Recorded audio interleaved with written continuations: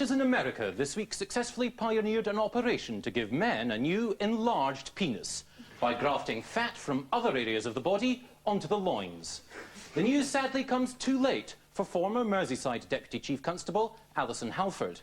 If Alison had the chance to take advantage of American microsurgery, she could have moved her front bumps from her chest to her groin, and then she would have had the necessary balls to succeed in the modern British police force. And of course, the Danes pioneered hardcore animal pornography. But that's enough about Denmark for the moment. For the moment. The Earth Summit in Rio has been branded a failure before it has even had a chance to get going. Prominent environmentalists and celebrity greens have decided that the world's leaders and greedy citizens of the first world like me are incapable of making the necessary sacrifices to save the planet. But should people who live in greenhouses really be throwing stones?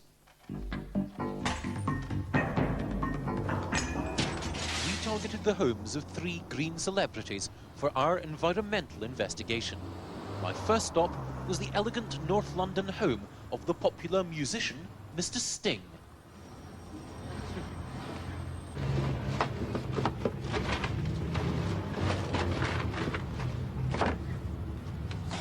The Earth Summit has been billed as the last chance to save the world. But for many celebrities, going green is the last chance to save their career. I've been rooting through the domestic detritus of Sting and a number of other green celebrities to see if their conversion is sincere or if they're just fair weather friends of the Earth. I took the rubbish to the real Friends of the Earth, where recycling expert Penny Walker assessed how green each load was. Throughout our test, she didn't know who our celebrities were or where the rubbish came from. The first bag belonged to TV naturalist David Attenborough, campaigner for the rainforest and former member of the Nature Conservancy Council. We noticed that as well as being a bon vivant and a lover of wine, we're also visiting the household of a gourmet. I've got genuine Parma ham here. £3.12 from Marks and Spencer's for 6 slices, obviously very good value. But if you're buying your Parma ham, or indeed any other style of meat like this, should you really be buying it in this sort of pre-packaged container? The point is to try and look for stuff that you can put just in a simple reusable paper bag. And we have to stop and ask, is this packaging actually necessary or is it actually unnecessary and should be done away with altogether? I noticed that the gentleman in this household here has been drinking his French country wine out of cans rather than bottles. Is it less or more green to use wine in cans? If you're using aluminium cans or if you're using glass bottles, then if you've got local recycling facilities, that's where they should end up. Mr. Attenborough's carelessness with his breakfast leavings also excited attention. This kind of orange peel, if you've got a compost heap, that's where it should be going. Right. The second bag belonged to Body Shop founder Anita Roddick, self-styled opponent of grossly wasteful packaging and passionate enemy of first world extravagance. Open, we've got a fairly mixed bag of stuff here. Obviously someone who leads a pretty varied and fashionable lifestyle. One of the things that we've got here, first of all, I noticed, is this pair of rather attractive fashion sunglasses. Should we really be in with this sort of rubbish? Well, they might have found a better home at a jumble sale, possibly. And although you may have decided, whoever it is may have decided they don't want them anymore, and there might be someone who did. So possibly a jumble sale might be the better home for those. Yeah, I think I might keep them actually. They're quite fetching. Pink. But looking at the rest of the stuff here, do we have the right mix of things for a typical bag of rubbish? Should we really, for example, have so much bread being thrown away, and should we have it mixed with organic material like this lettuce? It's a bit of a pity that so much food which might possibly have been eaten has got into the dustbin. Quite. There are a lot of people in the world who don't have enough food. It's a great shame if food gets wasted just because of bad planning. Yes, particularly here when you've actually got... I mean, theoretically, I could just wipe this muesli clean, take it home and consume it. That probably wouldn't surprise people that I live with if I did that. I mean, it's a full 1 kilogram of the stuff. The final bag belonged to Mr. Sting, formerly top of the hit parade with the rock-killer musicians The Police, now campaigning for the Amazonian rainforest. I think we should begin by having a look at these chicken carcasses. In fact, not just chicken carcasses. See, we've got here a whole chicken. Presumably not the most environmentally sound way of either buying or disposing of meat. Well, it's a great pity that the meat has got to the dustbin without being eaten first. Obviously, you can use something before you throw it away, then that makes an awful lot more sense. Quite, yes. And a whole chicken at that. This is the first one of these we've seen. Now, this bottle, presumably, any form of glass is a no-no really and rubbish, because it's relatively easy now to find a bottle bank, and this is the top priority for recycling, presumably. Most people do have a bottle bank near them. Bottle banks are the things that perhaps we have the most number of collection points for in this country. It may seem a tiny thing, but presumably throwing away an envelope like this has its impact on the amount of paper that we use generally and the amount of trees that we cut down in order to supply our appetite for paper. Well, obviously, this letter didn't take up very much of the whole bit of paper that it was printed on, and perhaps it could have been printed on a smaller piece of paper in the first place. But the amount of paper that we use and the amount of paper that we throw away, it does give rise to quite a few environmental problems. The problems of the paper industry include going into native old-growth woodlands and cutting them down in order to help feed the paper industry and provide land for plantations. Sting's carelessness with his paper could have lost him an old friend. We asked the three green celebrities if they'd like to appear this evening to discuss their personal waste disposal strategies. David Attenborough and Sting declined to appear or comment, but Anita Roddick's office sent us this message. It's ironic you've gone to the trouble to find Anita Roddick's dustbin when there are also other people who may have used that bin. Like the scullery maid, perhaps. The Princess of Wales has had a difficult week. The newspapers have taken a renewed interest in her eating disorders, in particular her late-night binging on paracetamol. But you can see why she wanted out. There are more problems in living with Charles than just his not liking dire straits. He does go on. Last month, Charles joined Archbishop Carey's condom crusade, Johnny's for Jesus, urging us to wear prophylactics for population control, a subject in which Charles may now only take an academic interest. Last week, Charles was telling us to ration water, and on Wednesday, he insisted that we should inhabit small, self-contained communities with every amenity close to hand, like Buckingham Palace. And yesterday, he was in Bath, arguing that we should all live in homes designed on classical principles, like Buckingham Palace. It's easy to dismiss Charles's ramblings as sentimental environmentalism, but he's not without power. Because he doesn't have to grub for office like our elected representatives, his ideas are received uncritically. So much so that no one seems to have noticed he's apparently plagiarized his ideas from another 20th century environmentalist. This man echoed Charles on the environment when he said, "We must respect our landscape. Every inch of it is densely layered with our history." He prefigured Charles on town planning when he wrote, "Some measure of culture and beauty should reach even the smallest towns." And he preempted Charles on architecture when he argued, "A sense of spaciousness is important. We have to avoid a proliferation of building in which houses are cluttered up one on top of another." So who was this green visionary? Mahatma Gandhi? Sting? Or Jonathan Porritt? No, it was Adolf Hitler. Like Charles, a fan of classical architecture. Like Charles, a hater of metropolitan life and a lover of the countryside. Like Charles, a believer in green belts, or as he called it, Lebensraum. And like Charles, a keen supporter of population control. Charles through contraception, Adolf through extermination. And of course, they're both German. There is one difference, however.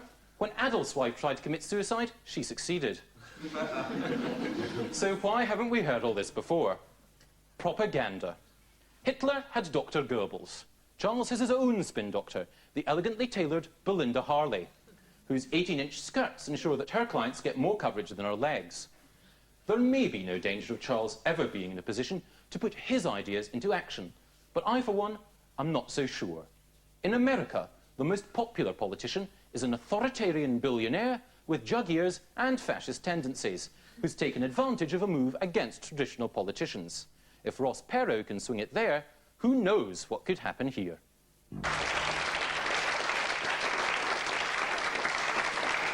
Last Sunday, a volunteer policeman was tragically killed. The police believe by the IRA. On Wednesday, they exploded a bomb yards away from the House of Commons. Miraculously, no one was killed.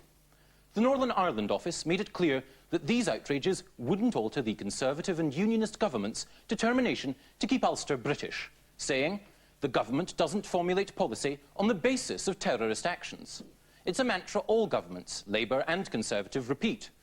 But while they say they won't be swayed, their actions tell a different story. In October 1984, the IRA bombed the Grand Hotel at Brighton, nearly killing the cabinet. Mrs. Thatcher vowed that she would never give in. In November 1985, she signed the Anglo-Irish Agreement, giving Dublin a say in how Ulster is run, just what the IRA want. In November 1987, the IRA killed 11 civilians at Inniskillen. The government said the resolve was unshaken. In December 1989, the government announced that they wanted to increase Dublin's say in governing Ulster, another step towards the IRA goal of a united Ireland. In February 1991, the IRA launched a mortar attack on Downing Street. John Major said his policy would not be affected by this act of terrorism. But in April 1991, his government began talks involving the Dublin government on the future administration of the province, furthering the IRA goal of Dublin rule. On 17th January this year, those talks were suspended. The same day, the IRA killed 8 civilian workmen. Major said, bombing is odious, contemptible and cowardly, and will never change the government's policy on Northern Ireland. And yet on February the 6th, 1992, Major announced that talks would start again. The IRA, once again, dictated the agenda. If the government really don't want to give in to terrorism, why do they respond to these outrages by doing just what the IRA want, giving more power to Dublin? Surely the message is, terrorism works. With me to discuss these matters, I have Peter Bottomley, former Minister at the Northern Ireland Office under Peter Brooke, who began that process of talks. Mr. Bottomley, surely this pattern of concessions only goes to show that the IRA's campaign of terrorism has succeeded so far. They aren't concessions. The IRA have been against the Anglo-Irish Agreement. They don't look on the talks between Belfast and Dublin and Westminster and Dublin as fulfilling their agenda.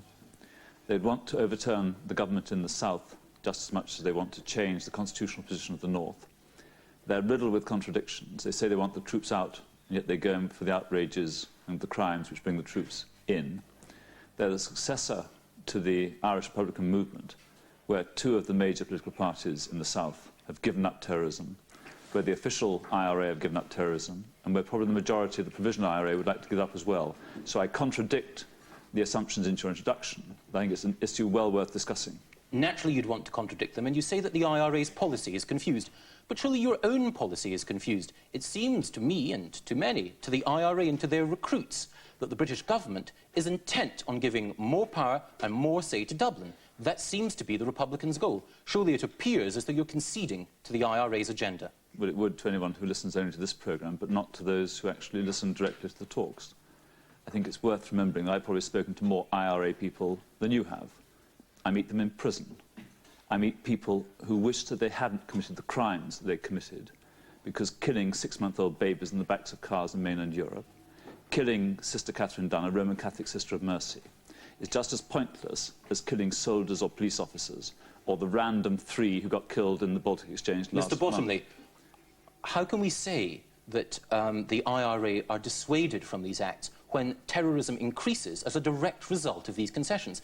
The year since 1982, when we've had the biggest number of civilian deaths, was 1992. First of all, we've agreed that the word concession is wrong. So unless you want to contend that the word concession is wrong, it seems to me and to the IRA that this is a concession. Well, you might find it more difficult if I took your pad away, because if all your questions are built on this idea of concession, that's the false basis for this discussion. If we just take it rather more naturally, are the IRA pleased at the talks with Dublin? The answer is no. Are the IRA... Yes, I would contend that they were. The Sinn Féin councillor, Mitchell McLaughlin, has said that there is no Republican who doesn't believe that this is a pattern of concessions which will eventually lead to the withdrawal of the IRA, of the British government. In an open society, people have the perfect right to go on saying things which are wrong, even though they're self-evidently wrong. So I'm not going to bother to contradict you again. Let's just work on my presumption Why should we work on your presumption when it seems clear to me and to many in the audience that the IRA have stepped up their terrorism campaign, and it seems to be that the various concessions that you've made hasn't stopped the terrorist campaign, it's encouraged them. Clearly you're operating on their agenda, you're giving in to them, and therefore because you're giving in, they carry on trying to bully and beat more out of you. You're appeasing them. At the risk of being over-courteous and over-polite, let's just go through the points in simple terms. Nearly all the people who have supported republicanism have given up the violence. There's nothing wrong with appearing in a parliament chamber or a council chamber and arguing for removal of the border. That's what democracy is about. Yes. What we actually have been seeing is a smaller and smaller number of people supporting the criminals who bomb and who shoot. How can we say it's a smaller and smaller number of people when the IRA, every time that they're in prison, can easily find new recruits? There is no stopping the flow of recruits to the IRA. There's no stopping these terrorist outrages. Surely it seems to anyone that the government's only encouraged the IRA in their aim of stepping up this campaign of violence and forcing the British to withdraw. Okay. Well, let's just take I ignore this system of the British withdrawing, where many people in Northern Ireland who call themselves British have actually been there for 300-400 years, 500 years, a long time. Let's just take a simple test. Has the United Kingdom government policy, often in collusion or agreement with Dublin, had the effect of increasing or reducing the support for Sinn Féin? The answer is reduced it. It's reduced it dramatically. Next question comes, what proportion of the nationalists in Northern Ireland support the Provisional Sinn Féin or the IRA? And the answer is a smaller and smaller proportion. So I think one can put the case, and it may be too detailed or too complicated for everyone here to accept it, looking through you, one or two others, but through you. Naturally. If one works on that thesis, that actually the approach to the United Kingdom government and the approach of the constitutional parties in Northern Ireland, the SDLP, the Unionist parties, the Alliance Party, and many parts of the Conservative Party in Northern Ireland, are actually having the effect of reducing the minority support for Sinn Féin, of lifting some of the burden of the intimidation which the Provisional IRA put on their own communities. It's not the British government who go around shooting people's legs. It's the Provisional IRA. It's not the British government who go bombing the jobs for 16-year-olds leaving school from West Belfast. It's the IRA. And it's not the British government who go in for the retaliation attacks, but the paramilitaries, the disloyalists on the other side. And what it's like for a Catholic parent to know that the IRA are going in for attacks on non-Catholics in the hope and expectation that non-Catholics will come and attack Catholics on a random basis. I think we can turn the whole of your argument around the other way and say that what the British government's been doing is rational, it's been productive, it hasn't solved the problem because there are a series of issues. But I would give you this praise, that actually having this discussion in the open is an important thing to do, and I wish it wasn't done just when there are bombs. Quite. I wish, for example, to say one last thing to you. Yes, Anyone who has a chance, and who hasn't been to Northern Ireland, go to Northern Ireland, go to Rathlin in the north, go to Enniskillen in the west, go and sail on Lough Erne, go through the Glens of Antrim, and actually understand Northern Ireland as they do. There are problems, but there are also many good things to see. I've been to Northern Ireland, as you have. Perhaps I haven't had the opportunity to travel as widely. But one thing that the Unionists say is that the IRA are only encouraged by these further concessions. You make the point that support for Sinn Féin has fallen, but in West Belfast they polled just as many votes this time round as they did last time round. The key point remains... They lost the seat. The key They point lost the seat, remains didn't that they? they polled just as many votes. If I could just complete my point in the same way as you were allowed to complete yours. Well, you've interrupted me 3 really times, matter. so I won't interrupt you once. Thank you very much. Very kind. All the courtesy that I'd expect from Mr. Potterley. The point that I would want to make is that it doesn't matter if support for Sinn Féin falls, because that only shows that support for a constitutional party has fallen. It's support for the IRA that matters, and the IRA seem to have succeeded because their campaign of violence has wrought concessions from the British government. And it's a point that Unionists make. I'm very tempted to kneecap you, just kick you gently there, because you made the same point the fourth time running, which is either because you're unsure of it, or because you think the audience don't agree with you. Let's just take it 2 ways round. First of all, the Sinn Féin candidate lost in West Belfast because some non-Catholics voted for a Catholic. That's a rare development, and a good development, and a hopeful one, and hopefully it'll work in many different ways. So you don't just start voting by your denomination, but because you think you want to keep other people out, or you have a preferred candidate.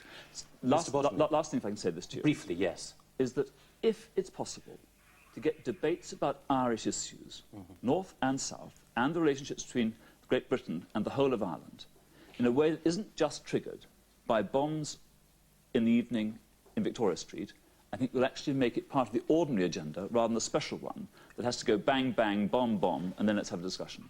I'm only too happy to see that happen, Mr. Bottomley, but it doesn't seem that if your government are going to continue to concede, that it will. But thank you very much, Peter Bottomley. Thank you. Swing! During the general election, the Conservatives claimed that they were the best party to run the NHS because they cut waiting lists. And indeed, over the last year, waiting lists for those waiting for more than 2 years have been cut from some 50,000 to around 2,000.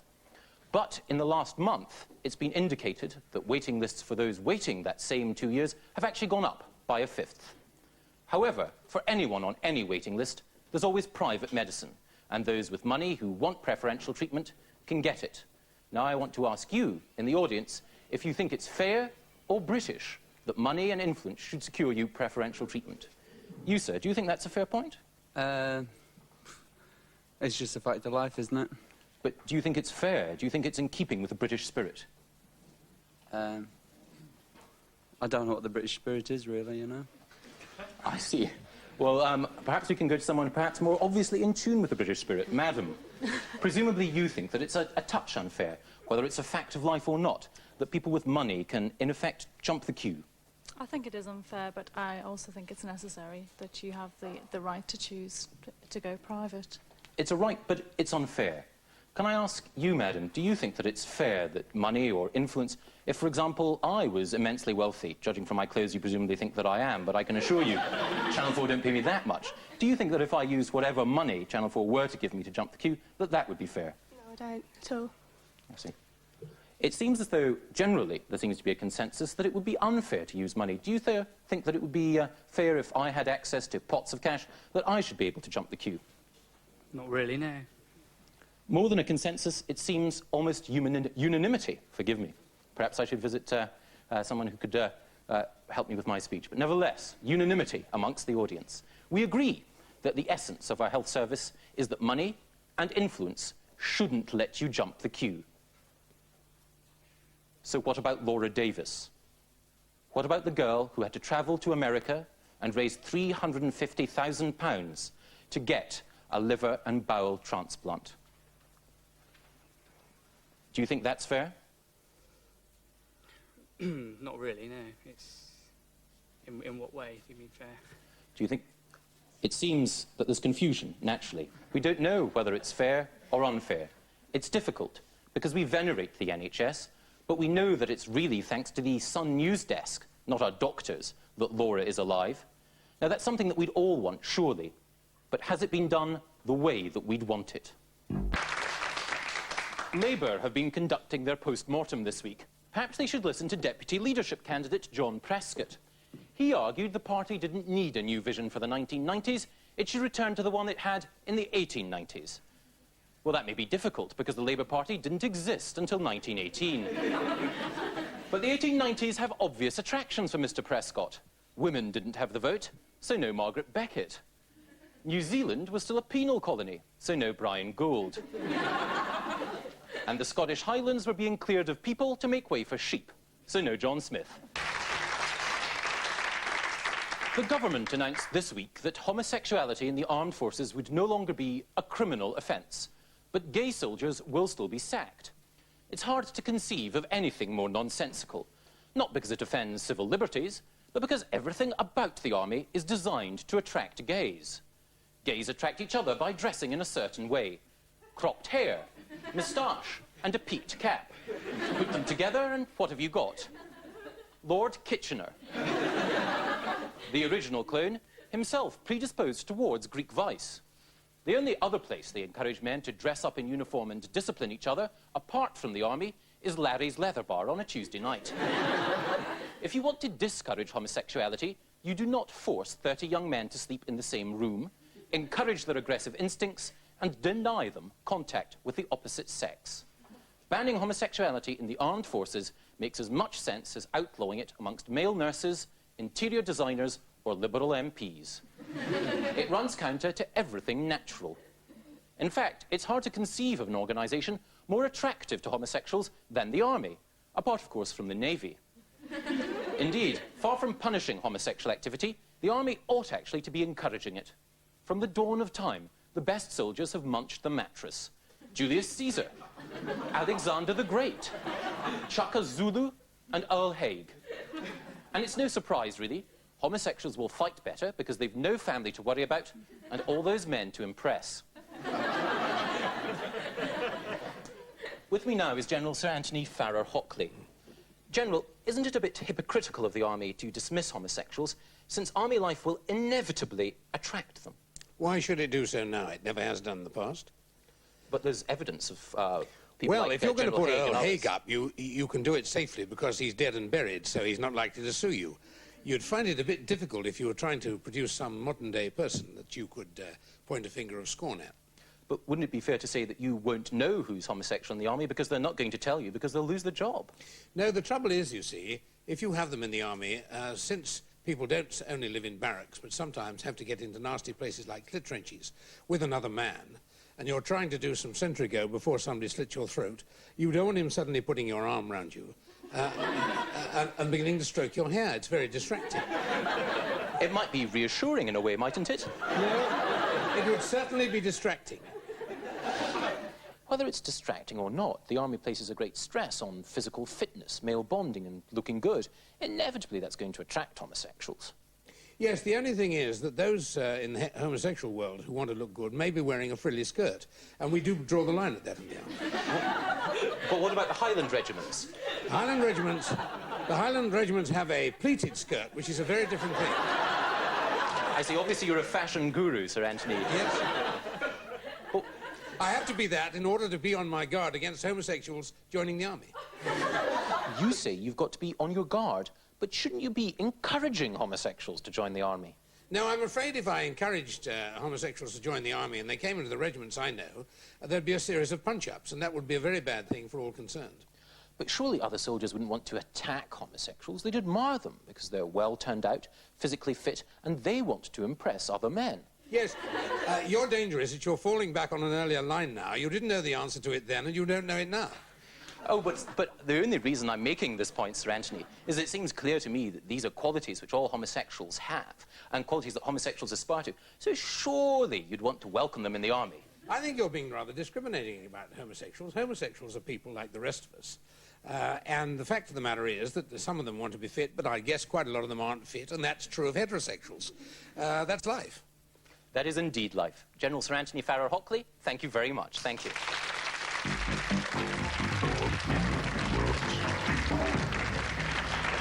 Now that apparently we officially live in a one-party state, we have to rely on independent watchdogs to safeguard our liberties. So, how are they doing? The watchdog that investigates how the police operate in Ulster reported this week on its activities in 1991.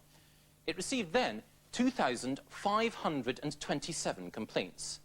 Now, how many do you think were upheld, sir? About 5. 5. A cynic, obviously. How many do you think were upheld? 22. 22. You, sir? 3. 3. And you, sir? About half. So that would be well over 1,000. A range of answers. But the real figure is 18, and that's less than 1%. Also reporting in the last month was the committee which supervises phone tapping by the security forces. The committee is made up of men in the street. Unfortunately, the street was Middle Temple Lane, and the only man in it at the time was the Right Honourable Lord Justice Lloyd. He's an appeal court judge, and he's the committee. 239 phone lines were tapped last year. How many of those do you think Lord Justice Lloyd said were wrongly applied? You, madam. 200. 200 of them wrongly applied. You, sir? About 500. About 500. You, sir? 238. 238. In fact, the real answer is 2. And both of them, according to Lord Justice Lloyd, were accidents. Now, that's also less than 1% of complaints upheld. So are we detecting a trend? Also last month, the watchdog which scrutinises MI5 reported. This is also a one-man watchdog. In this case, the Right Honourable Lord Justice Stuart Smith. He received 52 complaints. And how many of them do you think were upheld? The answer was none. Not one. And of course, 0 is less than 1%. To the conspiracy theorists, these impressive statistics are as convincing as a Maxwell tax return. They're fictions constructed by establishment lackeys. But before anyone is tempted to jump to the wrong conclusion, I'd ask one thing. What sort of person is actually likely to claim they're being watched by MI5? I mean, apart from the man on the bus who is also in communication with the Icemen of Tharg through the shortwave transmitter in his NHS specs, the most likely complainer is someone with a vested interest in undermining the government. And who's been complaining the loudest about phone tapping in the past? Neil Kinnock's former press secretary, Patricia Hewitt, and Labour health spokesman, Harriet Harman. But why complain? I mean, if I were one of Neil Kinnock's press officers, I'd be overjoyed that someone, somewhere, even a spook, actually wanted to listen to what I had to say. But then again, not even MI5 is unhinged enough to believe the Labour Party could ever undermine the government. The Chancellor, Norman Lamont, threw a party last night for his 50th birthday. Norman actually clocked up the half-century 2 weeks ago, but he waited until after the event to celebrate. That's a change from the policy he adopted towards the economic recovery. He's been celebrating that for months, and there's no sign of it ever happening. Crime figures are up again. Every 6 seconds there's a crime committed somewhere. 23% more robberies, 20% more burglaries, and a 15% rise overall. The police are clearly unable to hold back this flood of theft and violence. So what's to be done? One man who is particularly well placed to comment on society's descent into criminality is with me tonight. He's neither a Spectator columnist nor a sociologist. He's an armed robber. Dave X, I should stress to the audience watching at home that you're not an actor, you're not Tracy McCloud wearing a balaclava. You have, in fact, actually done time for several criminal offences. Yeah, I've done a bit of both, yeah. Can I ask you, some people say that it's poverty and deprivation that have caused the increase in crime over the last few years. Do you think that's true? I actually think that there's a lot of arseholes on the streets now, and I actually think they'll just go for it anyway. It's nothing to do with society, you know. They're just wicked, really? Yeah, they're bastards. And you I've got to say, I'm a pro, right? I trained, I did my bit, I did a bit of thieving. I didn't live in a good area. I would never thieve off of my own, if you like. I went to Belgravia, or I went to Eaton Square, and I did, you know, people that got money that have got sense enough to get themselves insured. So you were redistributing wealth, really? Of course, yeah. A latter-day Robin Hood, as it were? Yeah, I mean, if you... nowadays, people, right, young'uns steam in. Now, I used to sit in a boozer, right, and everyone knew that I was at it, right? Yeah. And the old girls would give me their pension books, and I'd go and do it. And they'd give me £2 and go and get me shopping, Dave, you know. And I used to come back with about 50 quid's worth of gear, and they thought I was a good shopper. But, of course, I was thieving. You know, they just thought you had an eye for the bargains, but in fact you were actually raiding a fridge in Belgravia. Yeah.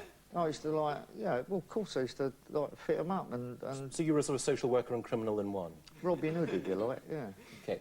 Can I ask, what do you think should be done to help stem the rise in crime now? Do you think we need stiffer sentences? Definitely. I mean, the old bill were bastards, but they got a job to do. And that... I mean, we play a game, right? Absolutely. It's my trade. I get out there, I do my job. Do the crime, do your time. That's it. And everyone gets a shot, and you get pulled. Do you think that for some of the tougher crimes, for example, for child molesters, nonces and rapists, that we should see the return of capital punishment? Definitely that, but what I'd rather do is lock a child molester or a rapist in a room with a load of women with his hands chained behind his back and see what they did before they hung him. That's what I think. I see. So you're very much a tough punisher in that respect. Definitely. I think it's out of order, don't you? And what would you do? Why rape? Why molest children, you know? I'd just go and thieve banks. Absolutely. And what crimes do you think are appropriate for people who are thieving from banks now, for armed robbers now? Hang them. And would you hang them publicly, as they're doing in Albania, to encourage others to obey the law? Yeah, hang them publicly. Let everyone watch them dance up and down on the end of a rope. Yeah, why not? I'll retire. I don't care. They ain't going to hang me, are they? Okay. Can I say thank you very much indeed, Dave X. This was a very special week for Kingston upon Thames. Its most ancient seat of learning, the Poly, graduated to university status. The academic groovers and fashion victims that make up the Poly's faculty were overjoyed that their seat of learning was now a university. It was first established during the Dark Ages, or as historians now call it, the 70s. They gathered last Wednesday to make up a new tradition to mark the change. The university's senior members, led by post-structuralist thinker and Radio 2 disc jockey David Jacobs, dressed for the occasion in one of Michael Jackson's outfits, processed through the town centre, historic scene of a particularly nasty traffic snarl-up in 1984. Afterwards, the lecturers relaxed over a drink, like any other gathering of university academics. Except they're not. They're imposters. No more genuine university lecturers than Gaza or Crackers the Giraffe. Polys aren't universities, and they shouldn't try to be. They're admirable institutions which give people a couple of years to grow out of liking snakebite and prepare for a satisfying career in the lower rungs of local government.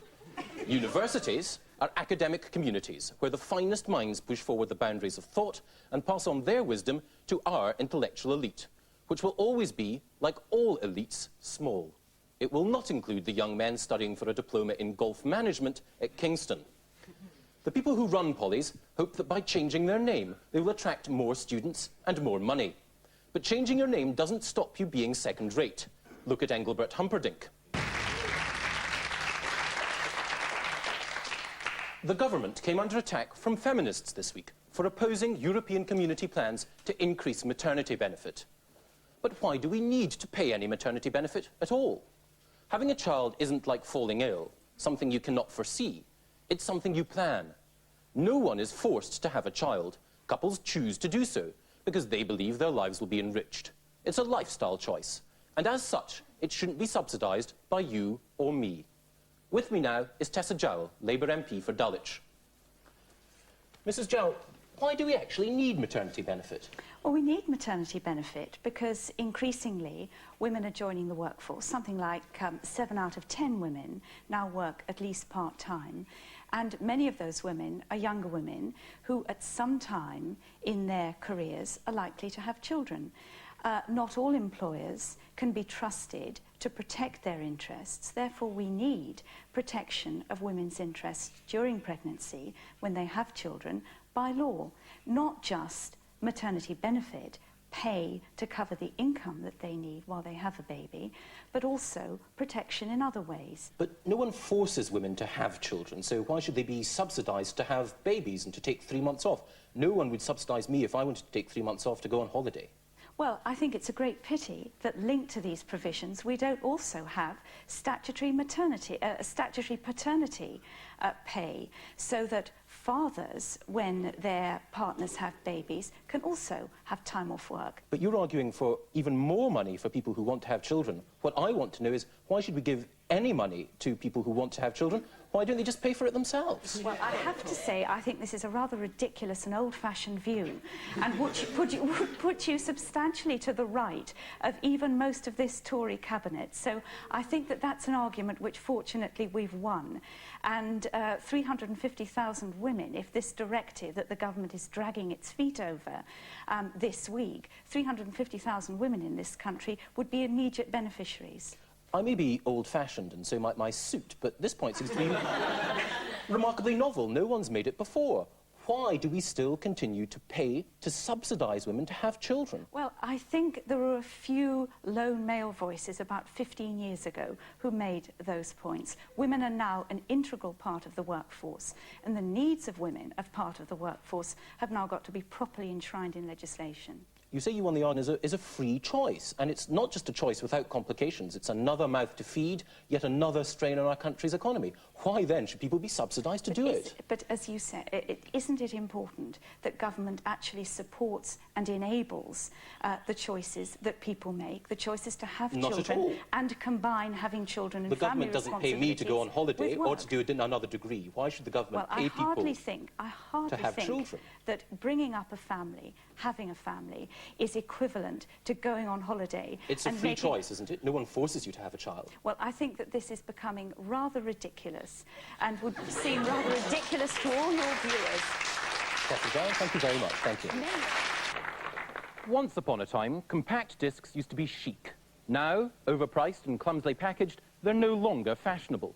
And this week, the final nail has been hammered into the coffin of the compact disc with this. Fellow citizens, we cannot escape history. She certainly couldn't. That was Margaret Thatcher on CD. Maggie's debut disc is a cover version of Abraham Lincoln's 1863 hit, The Gettysburg Address. What's next? Perhaps she could take over from the late Freddie Mercury. It's nearest she'll get now to being Queen. It's been revealed this week that GCHQ, the nerve centre of the nation's defences, hasn't been idle since the disappearance of the Soviet threat. It's been safeguarding the British way of life by keeping tabs on Amnesty International and Christian Aid. Well, we all know that Christ was a subversive, but aren't there any stronger candidates for investigation? With me to discuss who the security services should be targeting is Lady Olga Maitland, the chairman of Families for Defence and Conservative MP for Sutton and Cheam. Lady Olga, do you believe that the security services still have a role in monitoring threats to the British way of life? Oh, absolutely. You know, if you want to maintain a free society, it's very vulnerable. And I think there are many areas which they should be looking at, whether it's countering terrorism or drug trafficking, crime, international crime. There are many areas which I think they have every reason to carry on working. Now, no institution is more important to the survival of the British state than the monarchy. And recently the monarchy's come under attack because of the antics of the Prince of Wales and his princess. Do you think the security services should be bugging them to make sure that they don't misbehave again and thus bring the institution of the monarchy into disrepute? Oh, how absolutely ridiculous to even suggest that it should be bugged at all. I think there have been sort of various rather extraordinary press speculations, and I'm not going to speculate about press speculations. Having been a journalist myself, I know sometimes speculations can go a little bit over the top. So to suggest that the royals should be bugged is absolutely ridiculous. We're here to try and protect them, not to undermine them. Let's look at another example from history. In the past, the British government have destabilised foreign countries, and our allies, like the United States, have also destabilised countries like Chile. Do you think it would be wise for us to destabilise the Liechtenstein government so that we can get our hands back on the money that the Maxwell pensioners have there? Well, I think, in fact, in terms of recovering the money, that is it's a criminal event. It's to go through the fraud squad, and I think that that doesn't actually involve the security services of our country. Our security services are there to make sure that our own national interests are not undermined. If we're finding that in the course of our searches in this area we have to investigate a commercial interest, well, I think it's totally valid. If you, for instance, you have a company which might have business dealings with Libya or with Iraq, I think totally valid to make sure that they're not undermining Britain's interests. And I don't think anyone would argue against it. But while our laws may be good, the laws in countries like Liechtenstein are deeply flawed. Surely we should do as the Americans did in Chile in 1974, have a few agents provocateurs turning over the Liechtenstein government, making sure we can get our money back here. Well, I think we can go through the normal processes of the law. We don't actually have to use... the Liechtenstein government don't have to obey our law. Surely we need force. Well, I think there are many mechanisms to do in a perfectly legitimate fashion. I don't see myself going to war on the people of Liechtenstein. It's totally unnecessary. Why not? We went to war in Kuwait to save the emir of that country. Why don't we go to war for our people whose money's been stolen by Robert Maxwell, a foreigner, and kept in a foreign country?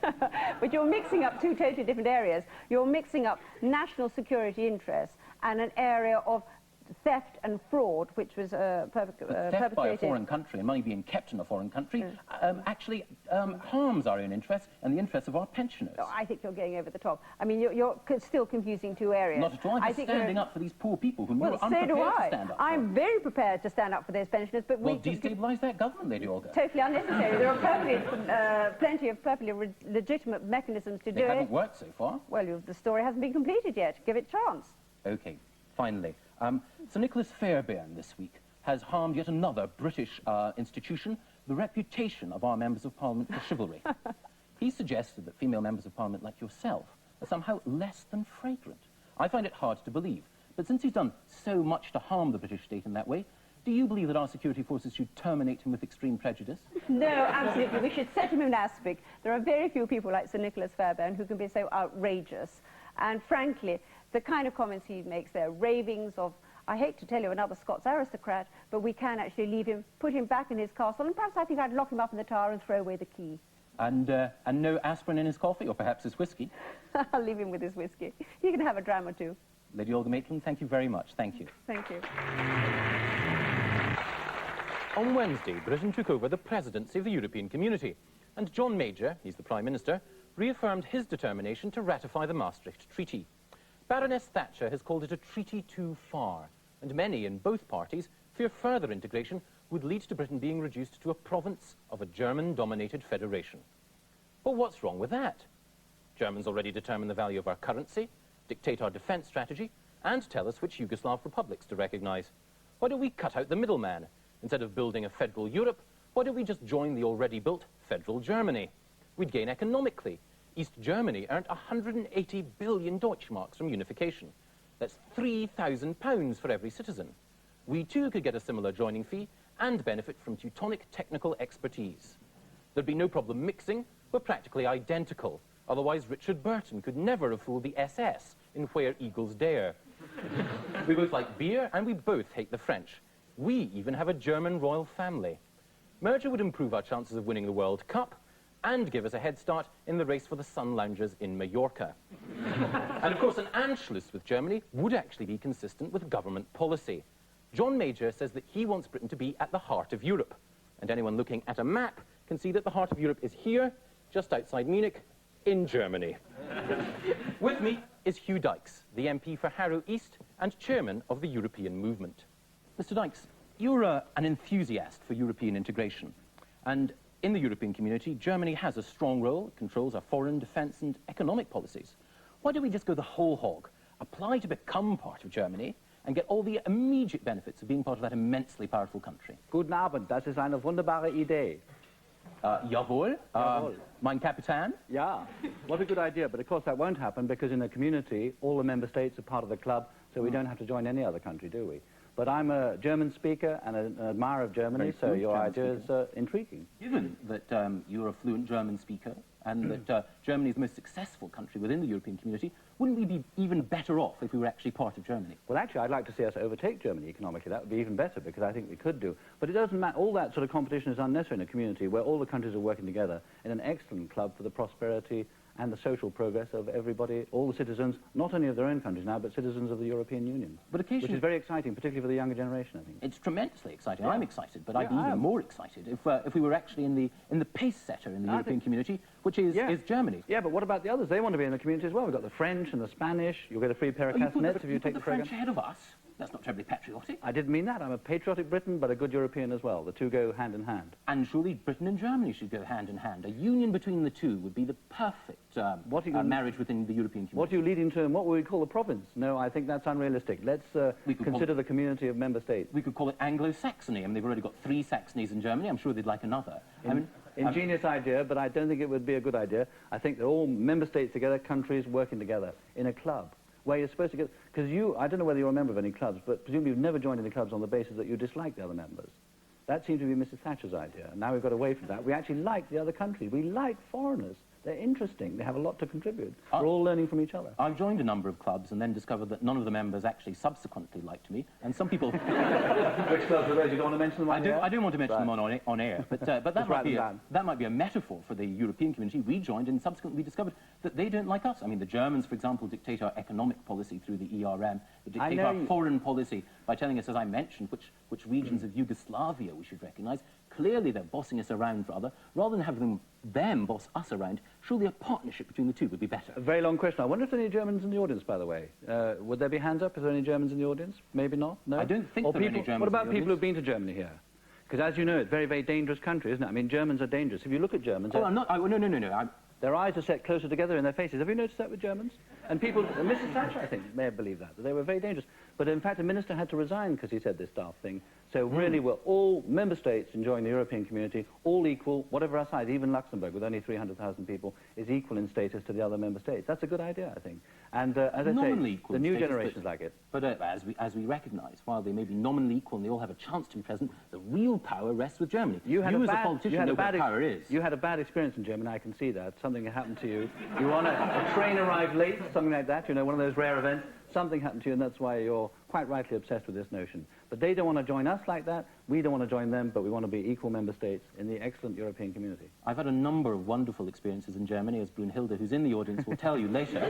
She didn't put her hand up when I asked about Germans. She's rather ashamed of our meeting, but anyway, I had a wonderful experience. The one final question I'd like to ask Mr. Dykes is, you may say, you know, that it might not suit us, but are there any practical objections to us merging with Germany? Because I'm sure that I and many others would like to take full advantage of German citizenship. Lots of things. Funnily enough, the food in Britain is actually better than in Germany, because German food has... Don't believe it for a moment. Absolutely. Then we'd have to go on the right-hand side on the road. That would be complicated. And they don't have a speed limit on the motorways. That's a bad idea, too. After all, our cars don't need to go more than 70 miles an hour, I think. So I think those are very convincing objections to the union of Britain and Germany, the wrong side of the road, and our food is better. and cricket. We've got better cricket. Hugh Dykes, thank you very much. Thank you. Thank you.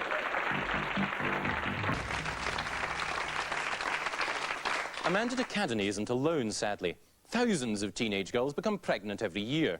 The Health Secretary, Virginia Bottomley, announced this week that she wants to put a stop to it. So how does she propose to do it? Well, according to her blueprint for a healthier Britain, by promoting better access to family planning information. Mrs. Bottomley believes that she can reach her target without spending a penny more, but by exhortation and increased public awareness with easy-to-read leaflets. I wonder, would easy-to-read leaflets have made any difference to any of our audience's sex life? Can I ask you, sir, what could they have put in an easy-to-read leaflet that would have made your sex life different as a teenager? I always found pictures more helpful. Pictures of what? Detailed diagrams or... That's it, things I hadn't thought of before. But you were pretty well equipped with the basics. You just wanted a sort of variant, an extra menu, as it were. That's right, my mother taught me the basics. Your mother taught you the basics. Can I ask you, sir, is there anything that could have been put in a leaflet, an easy-to-read leaflet, that would have altered your sex life as a teenager? How to get rid of spots would have helped me a lot. But you were actually familiar with the mechanics of how to get a girl once you were spot-free? Sort of, yes. Mm-hmm. And once the Biactol had been applied, you'd know what to do? The bites never worked, unfortunately. You have my sympathy. It seems to me that the teenagers here are pretty well informed, and the one thing that they don't need to be told is how babies are made. They may not know some things, like how to get rid of their spots, but they're certainly aware, for example, that Durex isn't an emulsion paint. But I'm not really qualified to comment on teenage sex, because I lack experience in these matters. Not for want of trying, admittedly. But with me, to guide me through the thickets of teenage sexual desire, is Jerry Hayes, Tory health expert. I wonder, Mr. Hayes... Michael, your knighthood has just bitten the dust. You realise that? I know. I'll inherit the peerage from my father in due course, so that's not a worry.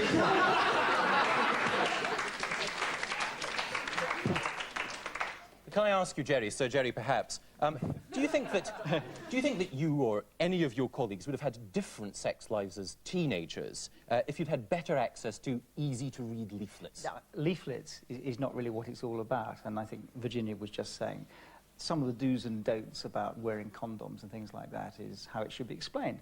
But it's about relationships, and that's where people go horribly wrong. Most people know to have sex, how to have sex, by the time they're 13 or 14. They may not know all the bits and pieces and what to do, but they've got a rough idea. That's not what it's all about. And these leaflets then are presumably there to tell them how to sustain a healthy sexual relationship. Well, how to sustain all sorts of things, I imagine. But, how to keep which is another problem. Yes. But no, it For is... you, keeping things going? Oh, well, I mean, you better ask my wife. She's probably watching this. But no, it's more than just sex. And this is what we've got to get through to people. We've got a major AIDS epidemic at the moment. And there are a lot of people who are watching this programme now who are going to go away and they're going to make love. Now, maybe a lot of people in this audience, perhaps they might like to put their hands up in the nicest possible way and say, you know, whether they're going to make love tonight. A lot of them will. How many will be wearing condoms? Very, very few. There's a recent report which just come out which said something like 35% of all 16-year-olds are saying they're having full sexual intercourse. Very few wear a condom. Now, OK, they might have unwanted pregnancies. They might get spots in all sorts of awful areas and itches in terrible areas. But a lot of them are going to die, and that doesn't come through. It doesn't come through, but are easy-to-read leaflets going to get the message through? I mean, for example, Cecil Parkinson was able to read. He made a mistake. You said Cecil was able to read? As far as I know. Oh, we could have some in Braille as well, I expect. No, the fact of the matter is easy-to-read leaflets are not just the answer. The whole gamut of sexual education, the whole way of explaining to young people, not just through shock tactics, although I think explicit material is very important, it certainly got through to the gay community.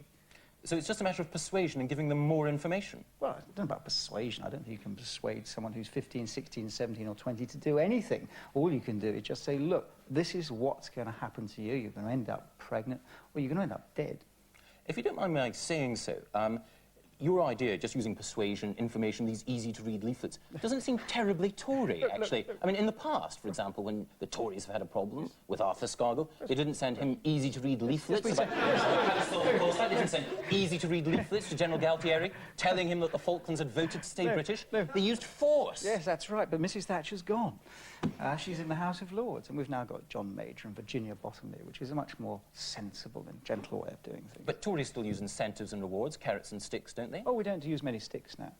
But well, not too many. But rewards, incentives, Yes, that's what it's all about. OK, so if you're prepared to use an incentive, then why don't we actually reward those teenagers who are prudent in their sex lives by, say, you know, doubling child benefit for anyone who can actually wait to have a kid until they're 21, a responsible age? But how do you do that? 11 o'clock tonight, well, after this programme is over, there's a lot of people who'll probably be drinking, a lot of people who'll probably be feeling rather promiscuous. Now, if I suddenly say to them as my full politician's uniform, now, everyone, I'm going to double your child benefit if you restrain yourselves tonight, I don't think they're going to listen somehow, Michael. Do you? Well, if they're not going to listen to you when you're offering them more money, they're certainly not going to listen to you when you say, come on, have a look at this easy-to-read leaflet. Well, no one listens to me because I'm a politician. In that case, if no one's going to listen to you and no one's going to listen to politicians, then how on earth is Virginia Bottomley going to get the message across? No, the fact of the matter is, it is the impetus coming from government. It is the impetus in schools. Now, but you said no one listens to politicians. No, I was only being sort of tongue-in-cheek. I mean, a lot of people do listen to politicians if they argue reasonably persuasively, and if people realise what's at risk, and there's a hell of a lot of risk. Death and pregnancy, not necessarily in that order. The awful thing is, there's an awful... Let's hope not. Let's hope not, no. There's an awful lot of young people, particularly my constituency, who feel... Essex girls. Now, be very careful, unless you... I see we've got some of your constituents in here this evening. I was just checking whether you had a tattoo or not. No, so you're not qualified to make any comments I about do have a Essex tattoo, people. but it's not visible as easily as that. All right. But I think we're doing the right thing. We've got to get it through to schools, particularly school governors, who are very, very wary about sex education. There's a lot of parents who won't have their 13 and 14-year-olds informed about sex. That's highly irresponsible. We've got to break through that. That's what we're trying to do. So, Jerry Hayes, the answer is that... Not easy-to-read leaflets, no. Certainly not Virginia's easy-to-read leaflets, but education from politicians like yourself who've been around, know what they're talking about. You are awful. Jerry Hayes, thank you very much. Thank you.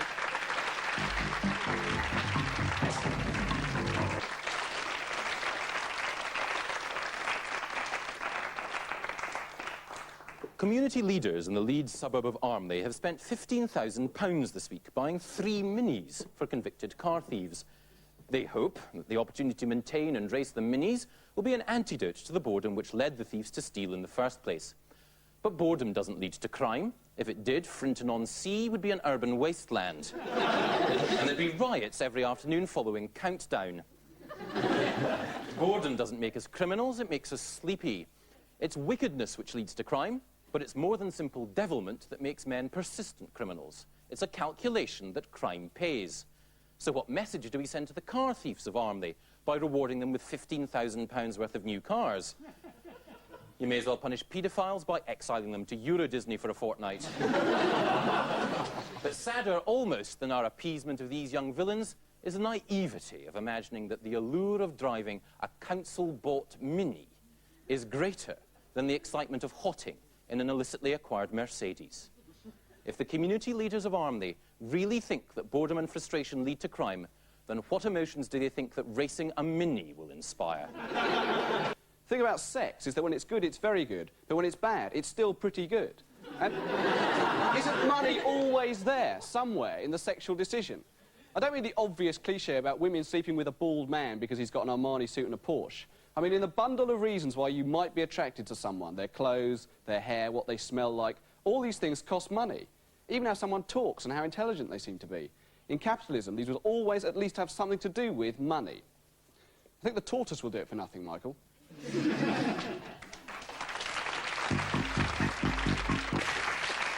The Agriculture Minister, John Gummer, has attacked the Church of England for debasing its liturgical heritage by using prayer books and Bibles written in the language of Geoffrey Archer. Well, I've got one of the Bibles he was complaining about here, and I don't know what he's talking about. I'll just read an extract for you. Despite lacking a public school education, Jesus H. Christ knew how to handle himself in a crisis. He was destined to take over the family firm from his dad. He'd lost his grip, been moving a little mysteriously recently. But this catering contract was too much. Feeding 5,000 with only a ciabatta loaf and some roll marks. I'm no miracle worker, Jesus explained, but I'll try it. You'd better succeed, piped up Iscariot, the marketing supremo. If you fail, they'll crucify you. Anyway, what would be wrong with Geoffrey Archer updating the Bible? After all, like Jesus, he's used to being called Lord, hanging around with misguided men who collect taxes, and of course, he gave generously to women of easy virtue. MPs voted this week to increase their expenses by 38%, giving themselves another £11,000 to spend on extra staff and office equipment. Money well spent, probably. Anything that helps MPs to do their democratic duty to their constituents is to be welcomed. But MPs haven't just had their expenses increased this year. They've also had an inflation-proof pay rise of £1,984. And that takes their annual income to £30,854 a year, putting them into the richest 5% of the country. Now, surely, far from equipping them to do the job better, earning so much must hinder them in representing their constituents. 30,000 is twice the average annual wage. So earning so much must insulate MPs from real life. And a pay rise at a time of such high unemployment can only seem insensitive and widen the gulf between rulers and ruled. If MPs really want to do the job properly, why don't they take a pay cut now and accept only the average working wage each year, showing solidarity with the average constituent? With me is Kate Hoey, the Labour MP for Vauxhall. Ms. Hoey, to me the logic seems pretty clear-cut, so presumably you're going to accept a pay cut to put you in line with the average worker's pay. Will you take a pay cut? If you take a pay cut, I'll take a pay cut. But seriously, if I could just say... I had to take a pay cut recently. Why else do you imagine I'm wearing a suit like this if I haven't taken a pay cut? I've got a second hand jumper on. Very attractive. No, Anyway. seriously, I think that a member of Parliament who is doing their job properly and is working full-time, which I think all MPs should do and should not have second jobs. I think everyone who has got a second job should stop that. Then I think for the hours we work, and if you're looking after your constituency properly, and if you're doing all the work in Parliament properly, then I think it's a reasonable salary. I don't think we're overpaid, but at the same time, I don't think we're underpaid. I think it's about right in terms of the job we do if we're doing it properly. A reasonable salary? It's twice the average wage. If I could just get back to what I think is the crucial thing that's happened this week and what's aroused all this debate, is the question of the office allowance. And I think it is very important to get across to everybody that that is not money that comes to us. That is money that we have to be accountable for. The fees office pay it so that we can employ, in my case, I employ 2 people, one of whom is extremely badly paid, and I will be at least able to be paid a little bit more. What I want to ask is why should you get twice the average wage at a time when the country is going through a recession and when you went into politics presumably to serve people, not to get more money for yourself? I mean, I think the reality is that you go into politics and you take what the salary is at the time. It is inflation linked, and our salary went up by inflation this year. We don't actually vote for our own salary, thank goodness. But I think, again, I mean, no other job in the world do you go into and then have to actually find an office, first of all, to put your things. I spent 6 weeks when I got elected finding somewhere to put my stuff. Certainly you need extra money for those office expenses. No other job but there's no justification, is there, for more money going straight into your pocket through a salary? Well, I mean, last year I actually subsidised my office account out of my own salary, but I don't want to make But you won't need to do that anymore, will you? Well, I hope I won't have to do that anymore. And now that you won't have to do it, can you take a pay cut? I mean, I think that... In solidarity with the rest of us who are suffering in the recession. Well, I don't think you're taking a pay cut, and I don't really think any worker of any sort should be asked to take a pay cut. But you're not a worker, you're a public servant. Well, I think I'm not a public servant in the sense that if I was a public servant, and if MPs were treated as public servants, then we wouldn't have all this fuss over office allowances. I would go into a job expecting to have, a computer that I could work at, expecting to have proper equipment, which I don't have and which we don't do. And the reality of this, and I think what the public need to understand, what I think we do need to open up a debate on, is the whole structure of how Parliament works. Why do you deserve to have twice as much as an average person in your constituent?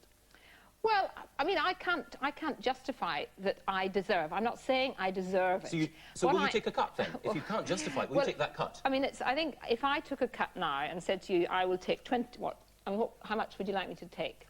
Half to the average annual wage for a worker in the country. So how much are you saying that is? About £16,000. So if and what do you think would happen to the rest of that 14,000? My maths are right. You could give it to charity, you could give it to the Labour Party. But of course... They need it, don't they? Well, of course.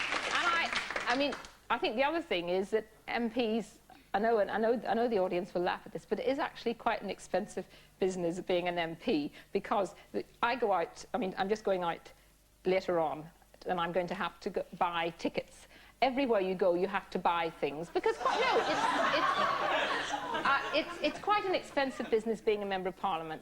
And if I thought that if I was to give up that money, it would go to something useful, then we might think about it. But really, I don't expect any person who should have to take a cut in their living standards just to get the country out of an economic recession, which has been caused by policies that have been inflicted by this government. So finally, you were saying that unless we can come up with a better source for that money, you're going to keep it. Do you think that will convince your constituents at the time of the next general election? Well, I think you should have done your homework, and I think you should have gone down and spent a week in my constituency and talked to a lot of my constituents and talked to the people who, hopefully I have helped in some way. The weekly advice surgeries where I have 40, 50 people coming along and spend hours at. The letters that we reply to, the help we give people, and then come back and justify it. I don't think we're underpaid. I think it's adequate, but I'm certainly not going to give anything back. And I don't think any of the people that I represent would expect me to do so. Miss Hoey, I'm sure you do an excellent job as an MP. I do hope your constituents think, though, that it's value for money. Thank you.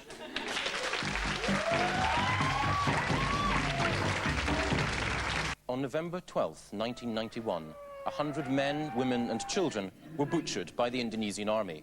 More victims of Indonesia's colonization of East Timor. Indonesian policies have so far claimed an estimated 200,000 lives, nearly a quarter of East Timor's population. This October, we welcomed 3 Indonesian officers to our shores to sharpen their soldiering skills, and while they study, their comrades continue the slow extermination of the East Timorese. The 3 officers will spend a year in our country at the taxpayers' expense, having been awarded scholarships by our government. Since 1985, Britain has trained over 30,000 military personnel from 110 countries. Indonesia is far from being the only country with a bloody human rights record. This policy has provoked widespread moral revulsion. With me to defend the practice is Alan Clark, until April, number 2 at the Ministry of Defence. Do you think that it's right that we should actually train Indonesian army officers, part of an army that's been responsible for slaughtering nearly a quarter of the population of an island independent until 75? I shouldn't think anyone in the audience knows where East Timor even is on the map. Or do you? I'd have to say, Mr. Clark, if they are ignorant of its whereabouts, that's probably due to conservative education policies.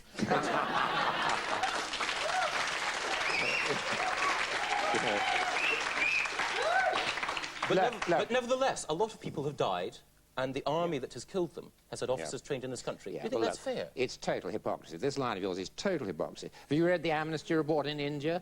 Let's see a TV programme on India and human rights in India, which has child slavery, the caste system, every kind of exploitation. There are about 3 or maybe 4 countries in the world where human rights are respected. Britain, Australia, New Zealand, maybe, Sweden, Holland, I don't know. And after that, it tails off. And just to pick on one country and say, oh, we shouldn't be, we shouldn't be supplying this stuff, what's going on here? Why are we suddenly fixing on East Timor? There's no one here who knows where East Timor is. There certainly isn't anyone here who knows anyone who's come from East Timor. Probably because most of them are either dead or in prison. Anyway... Anyway, I don't have a hang-up about Indonesia. There are other countries whose troops that we've trained where it's arguably been a mistake. What about Iraq? We trained officers of the Iraqi army and the Iraqi Air Force right up until 1990. A friendly country. A friendly country? It was a friendly country until we went to war with it, yeah. I suppose that's the definition of when a country actually stops being friendly. But anyway, what sort of friend is it that is responsible for gassing its own civilians? I have some pictures here, Mr. Clark, which I'll show to the camera and then allow you to study. Pictures of Kurdish natives in Halabja, women, children, gassed by an army whose officers had been trained in this country, a country that you say was friendly. Do you justify that? Well, Iraq was a friendly country until our relations deteriorated. That's the way that's politics. Well, I'd think of ditching a friend who behaved in that way. Why didn't this country ditch Iraq as a friend when it was gassing its own civilians? Well, I think at that stage our relations probably had deteriorated. But we didn't stop for 2 years afterwards. Until, in your own words, we didn't stop training their troops until we went to war with them. Well, you have absolutely no reason to... I mean, I don't want to defend the way the Iraqis treat their own people. No, quite. But you have no reason to link the training of Iraqi soldiers with that particular atrocity, which I agree is deplorable. It's the same army, it's the same regime. Surely we should say to Iraq, until your human rights record improves, we're not going to train your butchers. Would you like to say that to every country whose human rights record you disagree with? Yes. Well, and what do you think? A very good idea. I would think that totally impracticable because I say there are only about 4 countries that actually respect human rights. It's after that, it's simply a matter of degree. And where would you draw the line? I don't think it's any of our business, frankly. So, as far as you're concerned, moral consideration should play no part. We should trade with everyone. That's the only practical solution. I don't say they should play no part. Where they are really oppressively and outrageous, as the gassing of children is, I think you have to back off. But people get very worked up about it. It's none of our business. It's none of our business. Look, right round the world, people are torturing and massacring their own people. Right everywhere. I mean, the most horrific things are going on. And you just send a camera team to one particular location, it's, look what's happening in Bosnia. But in fact, it's just not our business to get involved in that kind of thing. So surely we should just be walking away from the whole thing and ending our involvement in the arms trade and training of these people? Oh, no, that's a different matter. The arms trade is an extremely prosperous... it's very good for employment and industrial activity in this country. So presumably, then, it's just a case of money over morals? It's certainly money if you're engaged in working in the arms trade. There's 350,000 people in British industry are. Alan Clark, thank you very much. Thank you.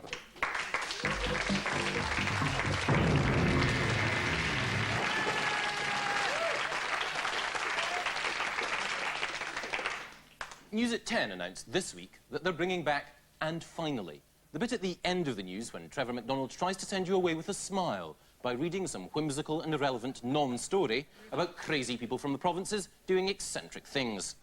And for any of you who missed the news at 10, we'll now provide you with our own potted version. Fighting intensified in Sarajevo as attempts to reach a ceasefire floundered once again. Chancellor Norman Lamont has repeated his determination to raise interest rates, if necessary, in order to defend the pound. And finally, everything's coming up roses for a 53-year-old father of 3 from Edinburgh who's going to be in full bloom tomorrow at the Royal Horticultural Hall. The hall will be playing host to nearly 1,000 adherents of a strange cult on the fringes of society. They're meeting to elect their new leader, a ceremonial figure with no real power. And the man they've picked for this honour is a middle-aged Edinburgh lawyer, an adherent of the cult since he was an impressionable teenager. He's a firm believer in the off-the-wall ideology of the cult, which includes taking huge slices of its followers' income. And the lucky man is John Smith. When asked if being leader of the cult would change his life significantly, John Smith replied, "Hotel receptionists won't snigger anymore when I mention my name." And it's good night from me. The Labour Party followed up its coronation of John Smith by electing Scots in their scores to the shadow cabinet yesterday. Tartan hasn't been so popular since roller mania. But despite Gordon Brown's resemblance to Woody, the intention hasn't been to recapture the fervour inspired by the Bay City Rollers, but to capitalise on the supposedly Scottish virtues of caution, prudence and sobriety. Labour think that they can benefit from the public perception of the Scot as a capable professional, like Dr. Finlay administering homespun wisdom with the penicillin, or Hudson the butler running a tight ship in the Bellamy household and upstairs downstairs. And of course there's always the imaginatively named Scotty, the Aberdonian engineer on the Starship Enterprise. All these cardboard cutout Scots conform to our image of ourselves, industrious, trusted and ingenious. But they're all at least 20 years out of date. If we Scots could see ourselves as others see us, then we'd see this. For most English people, the Scot is an unattractive creature. Most Scots in London are not professionals. They're not in journalism, the law or in business, but in the London underground, begging. Get away! They're handicapped only by the impenetrability of their accent. The Scots' ability to wheedle money out of the English isn't restricted to drunks on the embankment. Drunks in Westminster have shown they're good at it too. A Scot rarely opens his mouth in Parliament without simultaneously extending an outstretched palm. Labour may have got it wrong in choosing John Smith. I like him because he looks like my dad. But when the English hear his passionate appeal for a redistribution of wealth, they'll do what they always do when they hear a Scotsman ask for money: walk away. Newspaper allegations that David Mellor may have had his toes sucked in a flat off Oxford Street have led to calls for legal action. As he considers his future this evening, MPs have brought in a privacy bill, not to protect the public from the health dangers of aesthesia induced by laughing at Mr Mellor's alleged activities, but to protect the private lives of individuals, including MPs, investigated by the press. If enacted, the bill would mean that instead of the Sun printing what we all want to read, vide this, it would become an emasculated poodle, as interesting as an accountancy review pull-out on stock control. But a privacy bill won't just make papers dull, it will deprive us of the information we need as voters.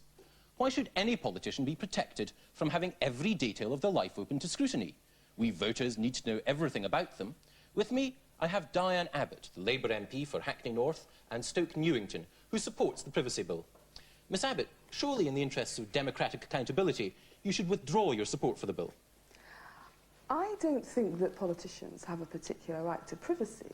I think in some ways people should know more about politicians. I just happen to think this kind of tabloid obsession with people's sex life is a diversion, and ultimately very dull, silly but dull. No, Why shouldn't we have the right to know and then form our own judgment about whether or not their sex lives are relevant or not? I think you should have the right to know. What I think is wrong is the tabloids' obsession with sex to the exclusion of really difficult subjects which might get them into trouble about real financial corruption. Maxwell had to die before these tabloid newspapers printed the truth about it. That's because he owned them. You know, but I don't think...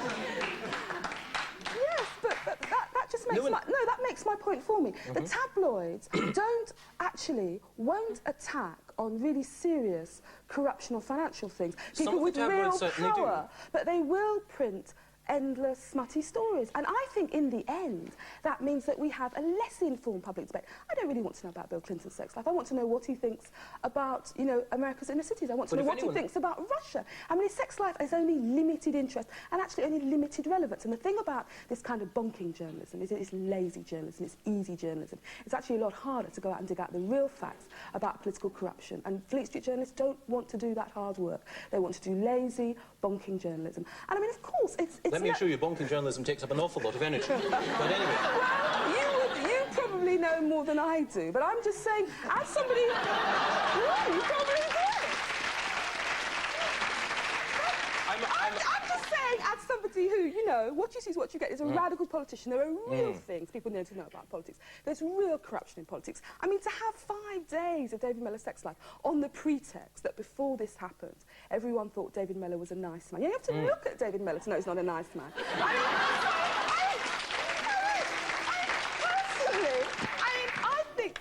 So you'd have politicians selected on the basis of how they look? No. I would have politicians selected on what they really stand for. Quite. And this obsession with a very narrow area of people's lives to the exclusion of everything else is crazy. And let me say just one more thing.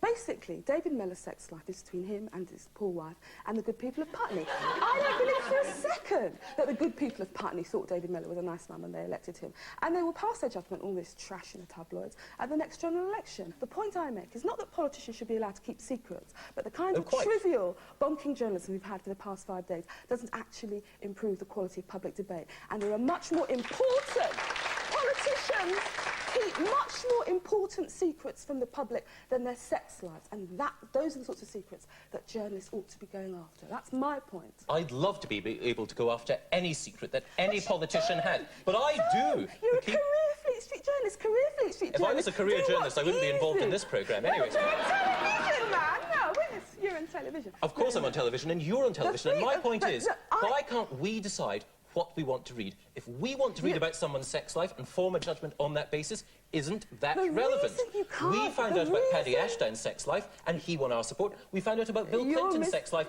and he received our support. It can work both ways. You're misleading the public saying that.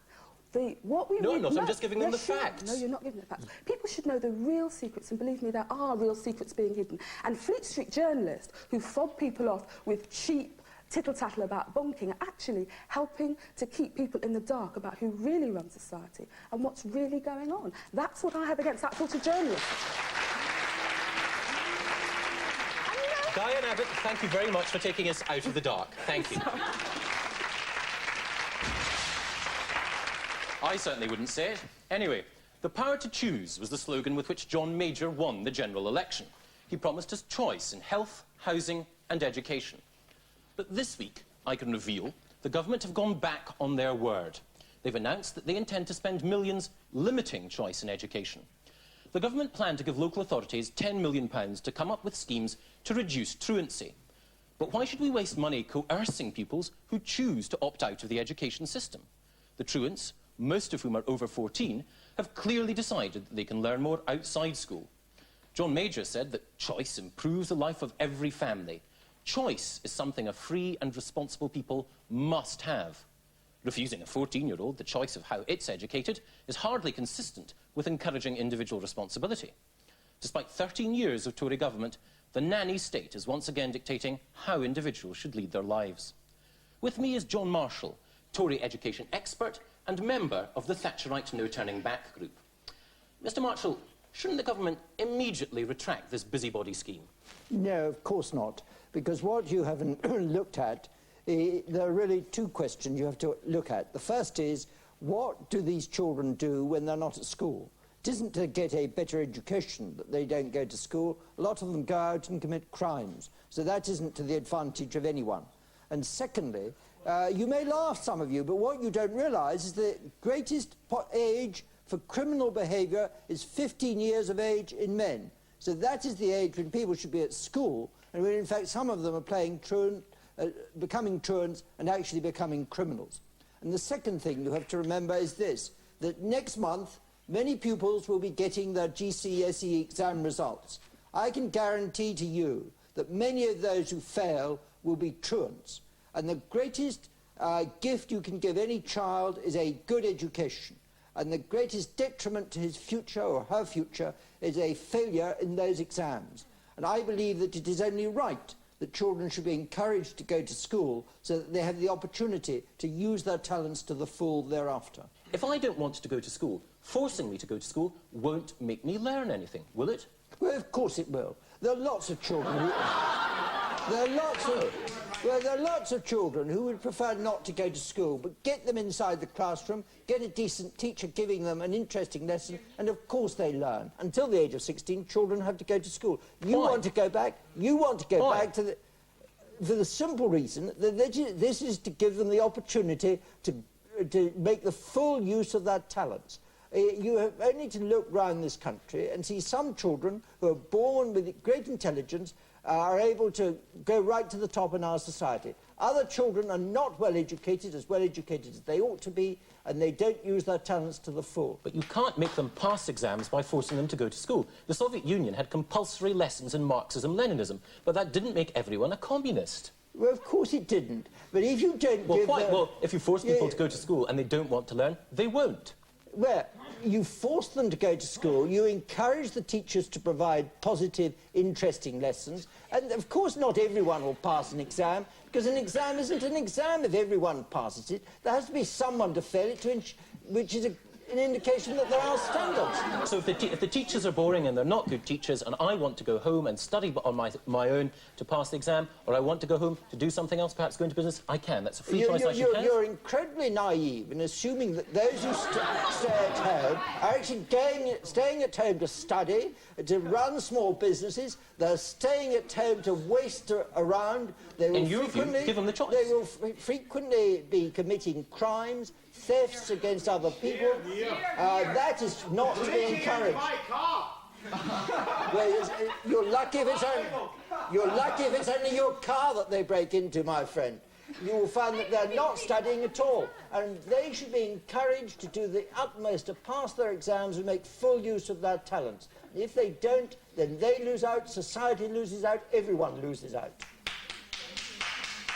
So, John Marshall, it's encouragement rather than choice. Thank you very much. Thank you.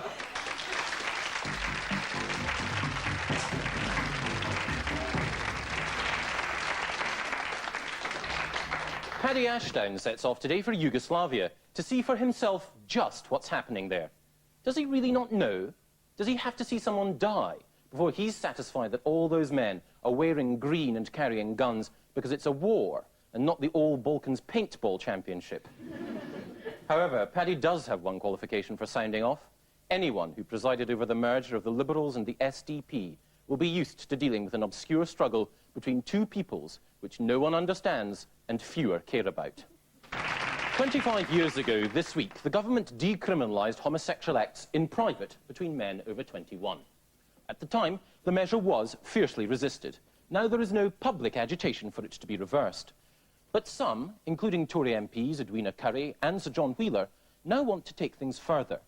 They want to reduce the age of consent for sex between homosexual men to 16, bringing it into line with the law for heterosexuals. They're opposed by many, including influential legal and political figures who are vigorously against this extension of gay rights. One of the most prominent is a retired judge, His Honour Judge Michael Argyll, at one time the most senior judge at the Old Bailey, editor of an authoritative manual on the law of evidence, a former Tory parliamentary candidate with a distinguished war record, who's been decorated for gallantry. Your Honour, shouldn't logic dictate that homosexual men have the same age of consent as heterosexuals? No, I don't agree at all, I'm afraid. Lord Wolfenden, as he eventually became, was born in 1906, so he was much too young for the First World War. But he was only 33 when the Second World War started. But by that time, not inappropriately, I think, for a man of his views, he was head of a school called Uppingham. And he didn't go to that war. And he was an academic, he was chairman of numerous committees, including an interdepartmental committee on homosexuals and prostitution. If he were alive now, and I believe he may be dead because he was born in 1906, fair chance. I wonder whether he would still hold the same views in view of everything that's happened since.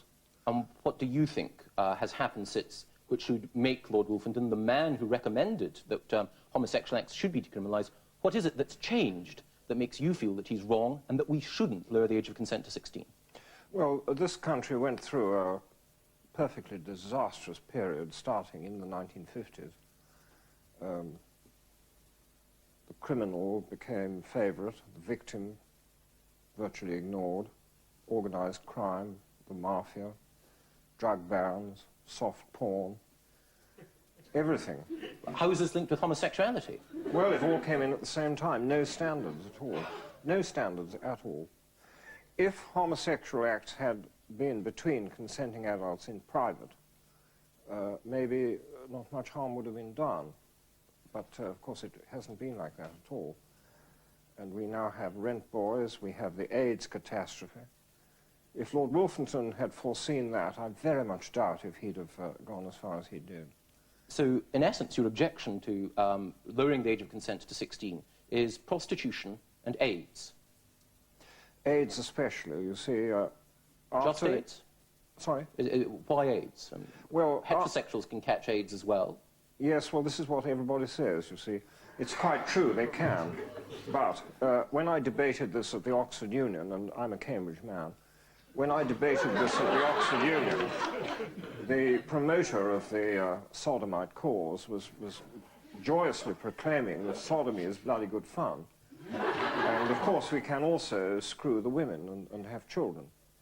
And this is exactly the kind of promiscuity that I think is so lamentable. Well, that's bisexuality. I mean, we were talking specifically about homosexuality. Yes, but the one... And what is it about the homosexual act that you believe should lead to recriminalisation?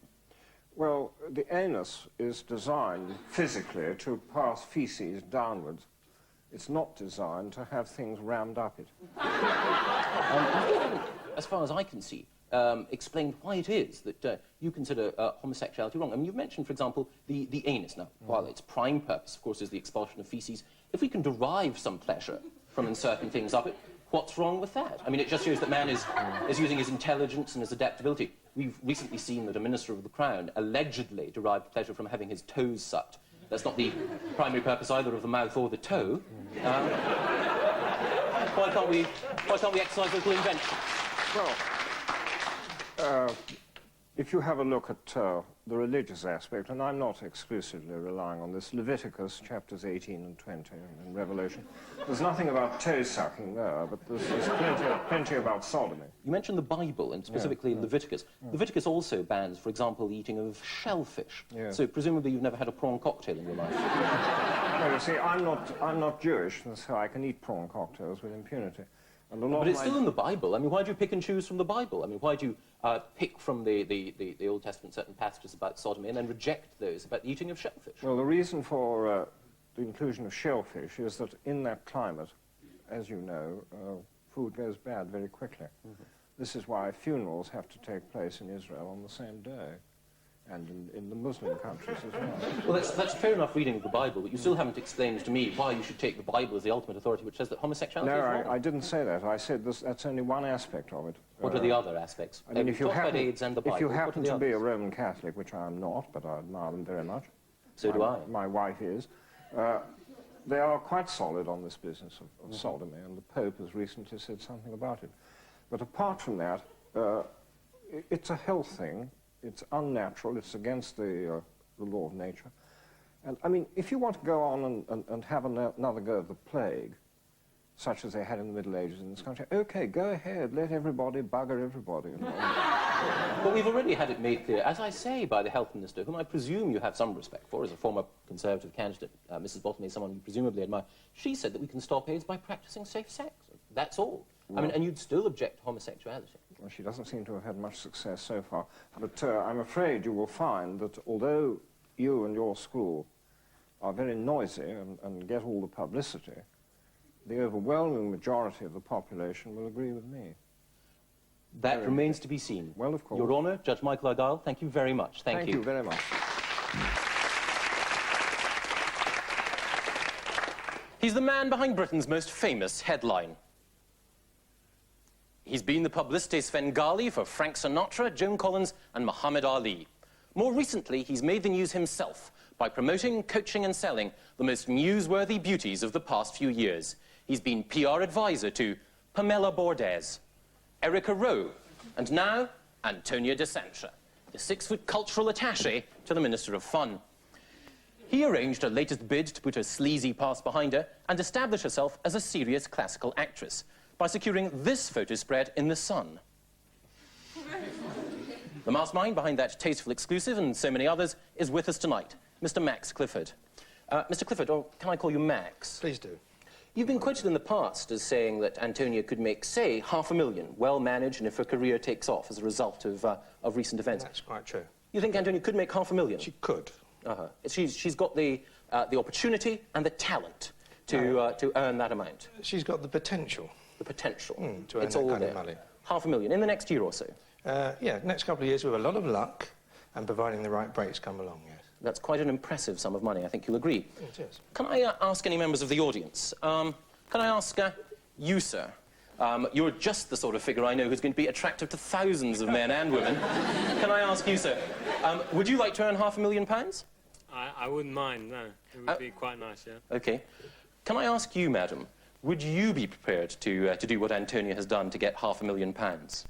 I'd choose somebody better than David Mellor. I see. But you'd be prepared, you know, if you fell in love with a cabinet minister, you'd be prepared, if it came out, to earn £500,000 as a result. I'd be prepared to earn £500,000, but not the cabinet minister. No. But someone good-looking politicians, say. Or even a good-looking telly star who might one day be a politician. It's a possibility. Can I ask you, Max, this young lady here, nice pretty features, quite well dressed, do you think that she has the potential, if it was discovered, say, that she was sleeping with a star, and the whole thing inevitably blew up, that she had the potential to make a cool £500,000? Well, of course she has. Mm-hmm. And what is it that she's got that could make her that sort of money? Well, if she's got a brain, and she's got a lot of experiences that she wants to talk about, then, of course, she's got that kind of potential. What sort of experiences would she have to talk about to make that sort of money? Well, the experiences, the magic moments, the lovely romantic moments that she's shared with whoever it is.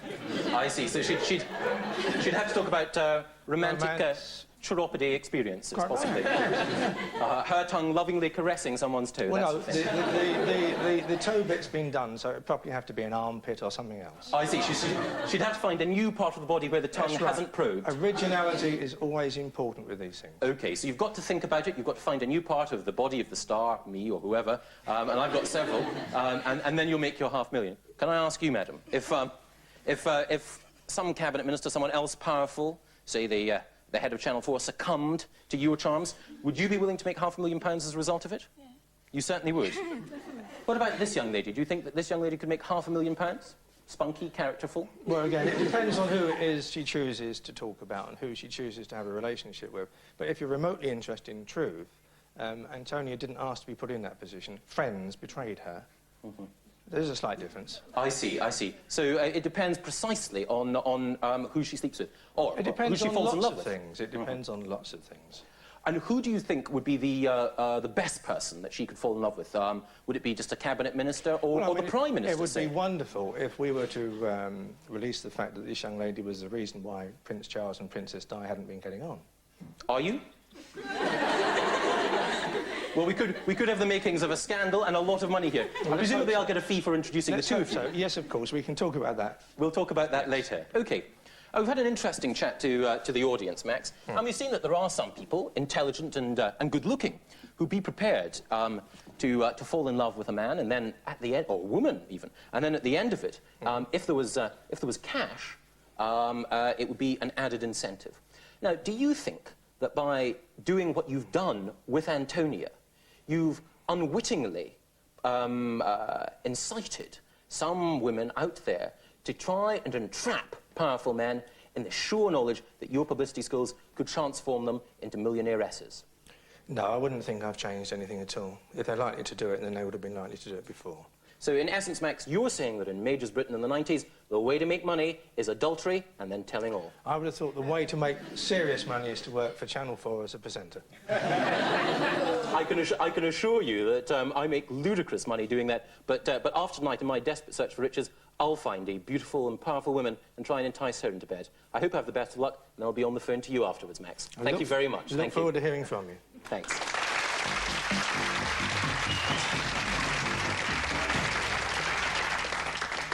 Last week, the government gave up responsibility for educating most British children. John Patton, the Education Secretary, announced that parent power would improve schools in future, not him. Brute market forces will now determine education like everything else. And now Mr. Patton has linked the amount of money a school will get to how many parents decide to send their children there.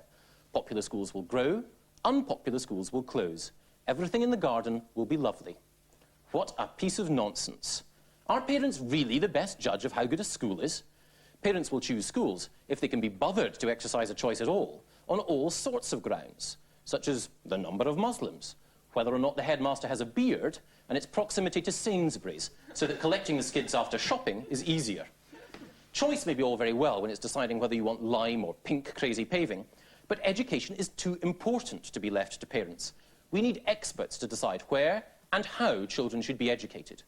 With me is former headmaster and education minister, Sir Rhodes Boyson, the Tory MP for Brent North. Sir Rhodes, isn't it just ridiculous to allow parents to choose schools? You obviously have a very different view of parents than I have. I think most parents are very concerned for their children, and I would trust parents than the so-called educational experts who are always experimenting with other people's children, whilst they look after their own children separately. You were an educational expert yourself as a headmaster. When parents came to you... I was also a parent. I'm a grandparent now. Congratulations. No one would guess from looking at you. Right. But I was going to say... The sideboards are doing.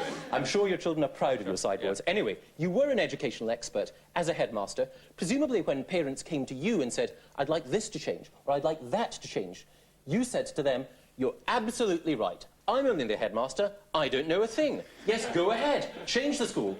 Take your child out of PE. He doesn't want to go to maths. That's fine by me. You know best. What Mr. Patton's doing is not to say to the parents how to run the school, but to have choice of school. And I said when we took parents in, this is the way I run my school. If you don't like it, don't send them here. We use corporal punishment in that school. I said, well, we will continue to use it, whether you like it or not, but there's another good school up the road that doesn't use it. What we want is a variety of schools. We don't want... The failure of the comprehensive system was to try to make every school the same. I'm not an expert, but it's interesting that you think that parents are experts just because they chose your school. No, no. I mean, that's far from modest, Sir Rhodes, if you'll forgive me. I thought that I rather liked it, and I think you would have been the same, even they'd probably have good ratings on your one. What I want is a variety of schools and a choice of what is happening within it. If the parents said they don't want the school that way, they can withdraw them, and I would have left the school. And let me just say one thing. If parents once came and they said, what about these new maths? And I said, I don't believe in the new maths. They said, well, they're rather good. So I called together the parents of the first year, and I said, do you want your children taught the new maths, or do you want to taught the traditional maths? And 3/4 of them wanted the traditional maths, so we organised the 8 classes for them. The other ones wanted the new maths, and we had organised 3 classes for them. And some of the parents came in, and they passed at all level, and one was a stevedore who now has a job somewhere in the city. This sounds like Soviet democracy, not Tory education rule. If parents are going to object to certain classes and you're going to allow them to change them, then surely parents are running the schools in direct contradiction to what you said earlier. Well, I thought that was interesting. I didn't understand the new maths. I still don't understand the new maths. I don't think many people did. That's probably why they made you a minister. Well, of course, that's right. Well, at least I'm honest enough to say it. But I think the ultimate is a belief. I mean, after all, who decides the government of this country, rightly or wrongly? It's in the ballot box by people. And if people are going to decide the future of this country, whether we go into Europe or whether we come out of Europe and the rest, surely to goodness they know which of 2 schools at the end of the street is the better one. That's all I'm saying. But how can they know which school is better? I mean, if I go to a GP, I don't know whether it's clenbuterol or some other drug which is going to be better for me. How should I know which school is going to be better for me? Surely the expert should tell me. Well, this is the rule of the expert, which is a very dangerous thing. Why is it? Is it wrong in medicine? I know when Is it wrong with the doctor? I know when I've been to a doctor whether I like him or not. And if I don't like him, I don't go to him again. I should imagine most people would say the same. But how do you know he's doing you good as opposed to actually liking him? I can soon find that out. If 2 days later I'm better off and I'm floating up into the sky again, then I'm right. If the following day I'm on my back, I think we'd better try something else, maybe 2 aspirins instead, or a better programme on TV. So at the age of 18, once a child has failed all its exams, I can say, oh, well, that school was a bit of a bummer, I better choose another one. Well, in this case, I actually put in all the papers what the school had achieved, including the percentage attendance. It's not just a question of examinations. The percentage attendance, also the sporting side of the school, with 11 soccer teams every Saturday morning turning out, And similarly, did they get jobs when they left? Because most people find they get more money if they get jobs as against not getting jobs.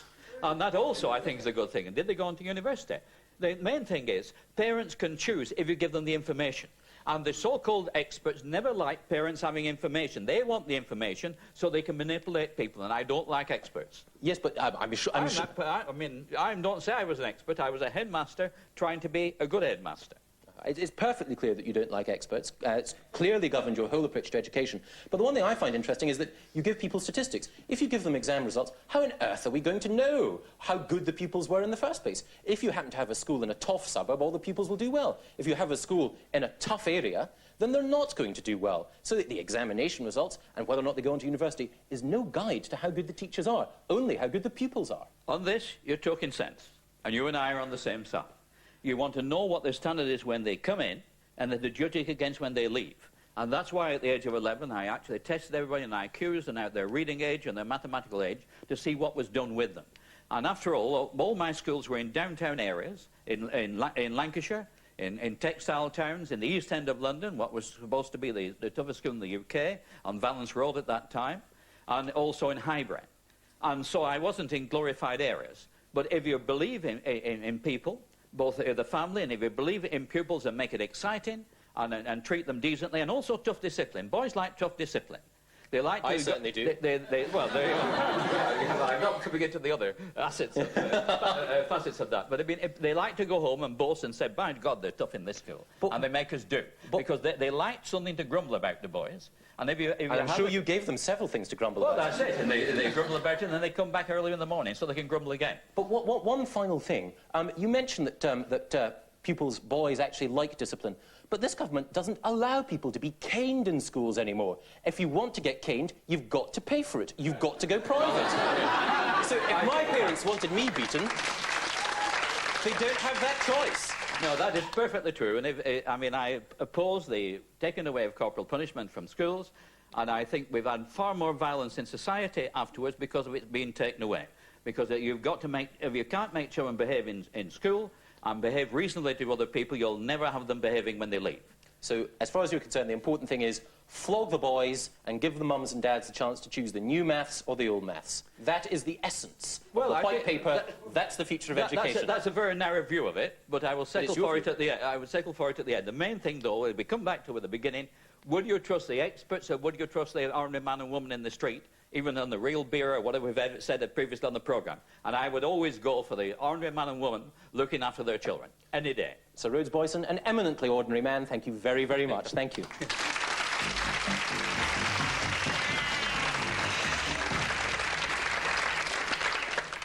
That's it. It's sort of been a laugh. Good night.